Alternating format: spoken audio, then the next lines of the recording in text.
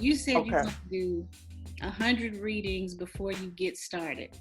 hmm But what you mean by getting started? What does that mean? Before I take my site live or start asking for payment. Okay. So right now I'm reading under Biddy Tarot. So I go online and I do 100 free readings for them just to get my feet wet to handle different types of readings. So once I jump out there, it's not a shock or surprise at the type of questions that I get. Got it. So one thing I would suggest, so you can do the LLC and the tax ID number right now, but hmm with the 100 readings you're doing, whether people who really like them, ask people to give you a written review. Okay. Like if they love your work, if they love what you've done, ask them to write up. You can come up with a couple of questions. How did Gwen help you? What has positively changed in your life since then? How did this impact your life?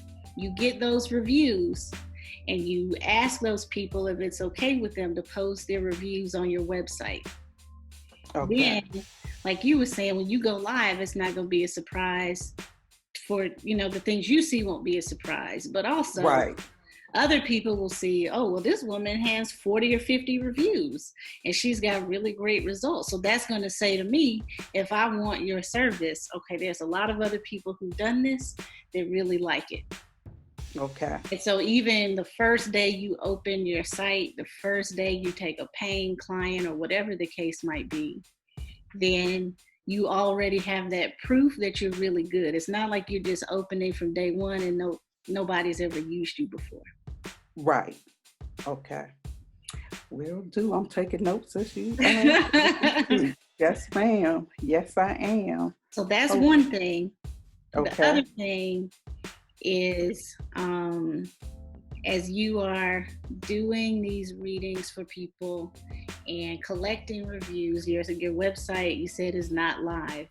But what could you be doing right now with your website that shows your expertise? So if it's things like somebody like me, I've never had a reading or anything like that before. What kind of stuff should I know? Like, is there like a frequently asked questions that people typically ask?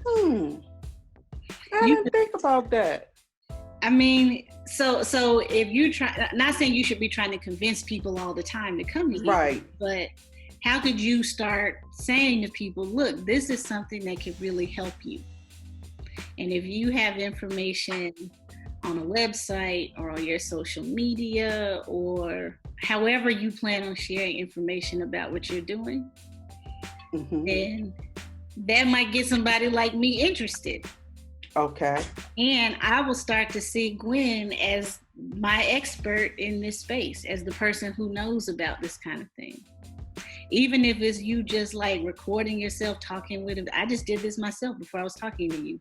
I recorded a video of me talking about something that I'm going to post on Instagram after we get off the call. And that is so people can see, even if you're not going to buy my services right now, like, here's what I know. Okay. You see what I'm saying? Yep. Didn't think about that. I'm glad you brought that up. So it's not like you got to do these 100 readings, then put your website up and all of that. You could be doing all that right now, you know? And I'm going to start that tonight. Okay.